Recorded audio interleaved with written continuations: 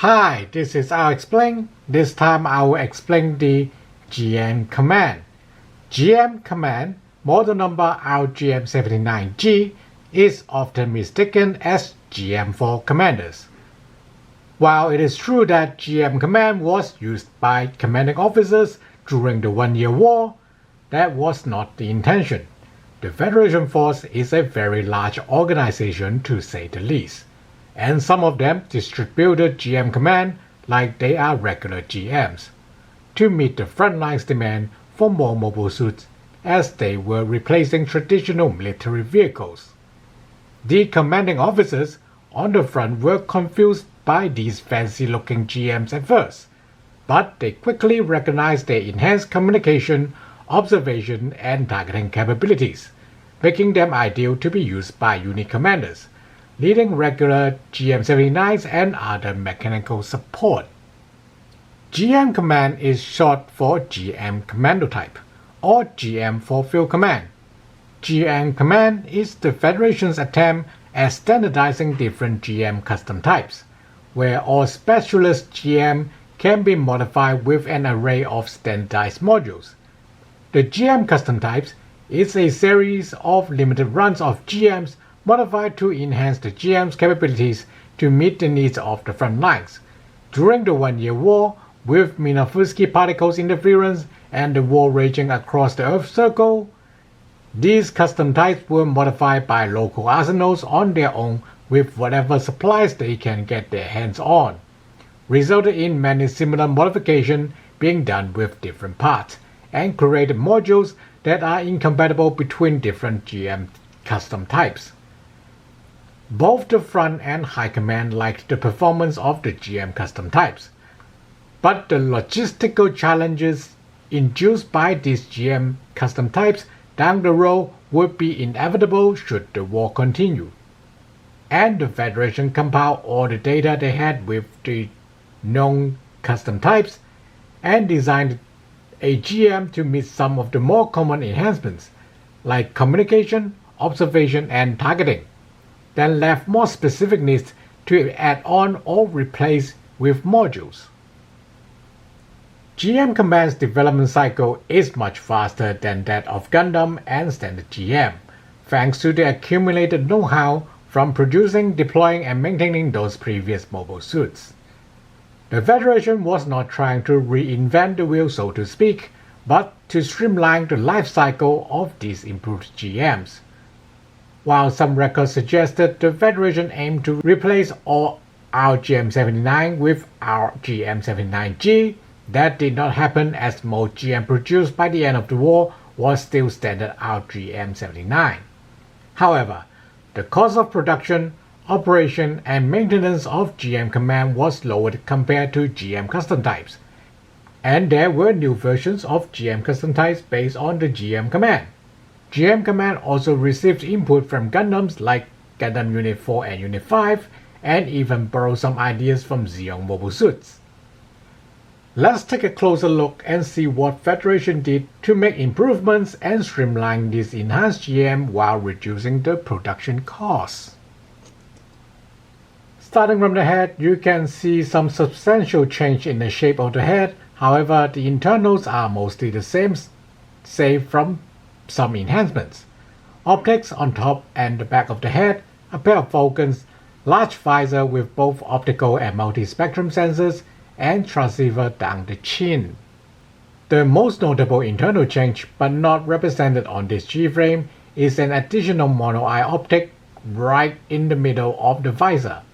That's why the shape of GM Command's visor, and in turn the head, needed to be changed. By adding a large optic like those found on Zeon mobile suits, Federation can improve the GM Command's vision without using more expensive optics like they did with Gundam or Gun Cannon. This also allows Federation to fit regular GM optics on GM Command as well, giving it extra vision without sacrificing baseline performance. The vents on the cheeks are added back on to be more Gundam-like, where the standard GM opt to leave them out for cost saving.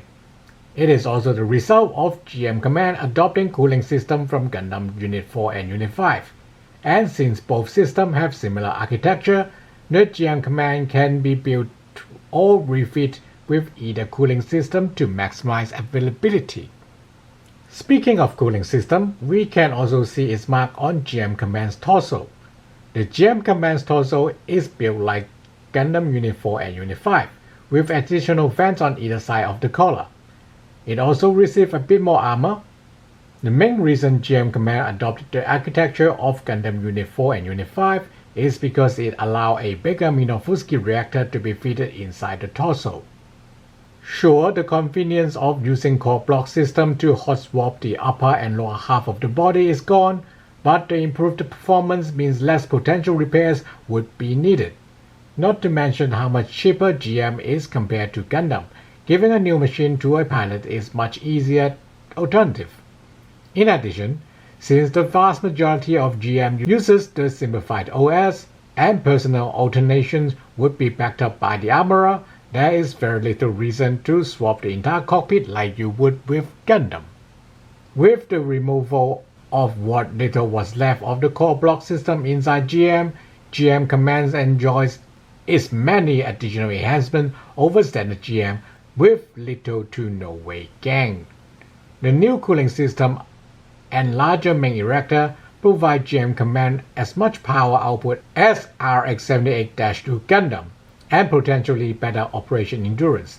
This also means GM Command would have enough power to operate any weapon system and modules developed for Gundam, further streamline the logistics for the Federation.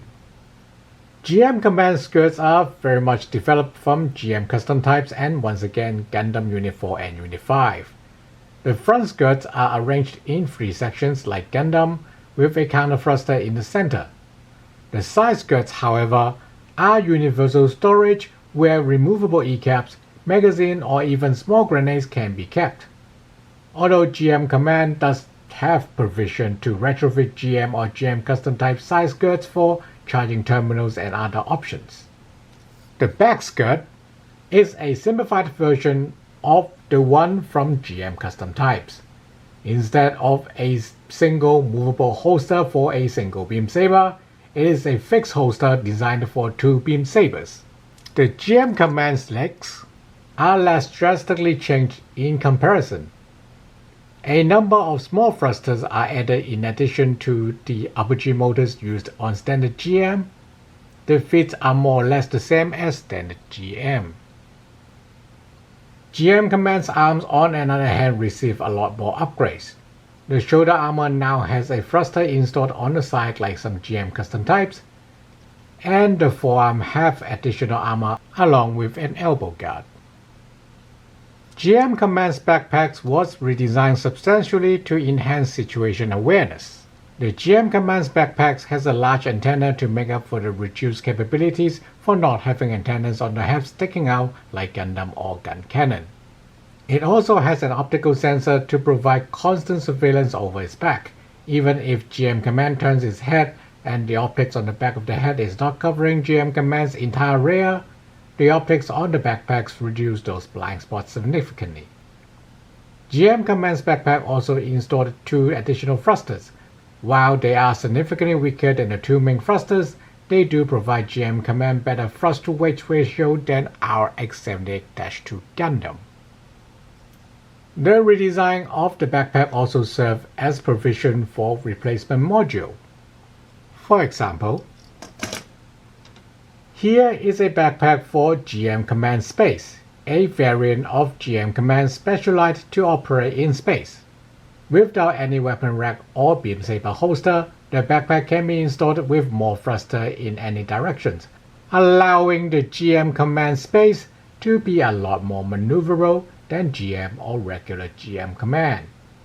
GM Command Space also has more thrusters installed in place of the sensor module and is enlarged for additional propellant storage. The thrusters on GM Command Space backpack are more powerful than those on regular GM Command, but they also make the backpack much heavier than standard type, reducing its thrust-to-weight ratio back to RX-78-2 Gundam's level. Although it is arguable that raw thrust is more important than thrust-to-weight ratio in space, since space has little to no drag and it is a lot more spacious. It is much easier to maintain and build up momentum with raw thrusts. GM Command's arsenal is the same standard Federation suit lineup. However, this G-frame does include what I would call standard loadout for GM Command. A pair of falcons on the head, beam sabers holster on the back skirt, a beam gun, a 90mm bullpup machine gun, and a shield. In fact, this G-frame set includes 2 shields, but we'll get to that later. The falcons are the standard 60mm with large ammo storage like standard GM. While usually only effective as air defense, they could be lifesavers at close quarters against other mobile suits. The beam sabers are as deadly as always. While the inclusion of the second beam saber is for redundancy, it also allows the more capable pilots using GM Command to dual-wield them. With almost unstoppable coupling power of the beam sabers, those who can make their mobile suit dual-wield them would have a huge advantage in melee combat. The beam gun is a signature weapon of GM Command, especially GM Command Space. It was a new type of beam gun developed around the same time as GM Command. It is possibly the first wide deployment of beam weapons with a removable E-cap. Unlike most common designs where the E-cap is encased like a magazine for firearms, this beam gun's removable E-cap works more like an block clip and would be inserted into the magazine on top of the gun. Once the E-cap was spent, it would be ejected out the back. Probably why it needs to be painted in bright red, not just to match the GM Command's color scheme. Unlike the beam spray gun used by standard GM, this beam gun deployed with GM Command is designed to shoot larger beam bolts like a beam rifle, but still made on a budget. That's why it has a longer barrel than a beam spray gun, but still shorter than a beam rifle. That is also why it needs a removable E-cap, since those would be spent much faster compared to the one in a beam spray gun, since there would be less shots available. The inclusion of removable E-caps also allows fully charged ones replace spent ones quickly, reducing the overall downtime. Unlike E-cap magazines, this E-cap in block clips cannot be recharged by GM Command itself between fights. They have to be carried like regular magazines. This beam gun also has adjustable output like the beam spray gun, which means the pilot can choose to fire smaller beam bolts like the beam spray gun, and they would be more accurate thanks to the longer barrel. The 90mm bullpup machine gun, sometimes just called 90mm machine gun or even GM machine gun, is one of the weapons used to replace beam spray gun during the GM's initial deployment. While beam spray gun is much cheaper to make compared to the beam rifle, the 90mm machine gun is even cheaper, because it is just a relatively old-fashioned autocannon shaped into a bullpup carbine for mobile suit to operate. The 90mm bullpup machine gun was also designed with just enough terminal ballistics to be effective in close-range mobile suit combat. That's why it is much smaller than the Zaku machine gun, and often shot with one hand. The 90mm bullpup machine gun can make short work of Zakus with a well-aimed burst, but become lacking against more heavily armored Xeon mobile suits like Dome or Jugok. However, both the beam gun and hyper bazooka are more than capable to deal with them, or targets at longer distance, so the 90mm machine gun just needs to be effective against anything GM or GM Command cannot deal with their 60mm Falcon, but probably overkill with a hyper bazooka.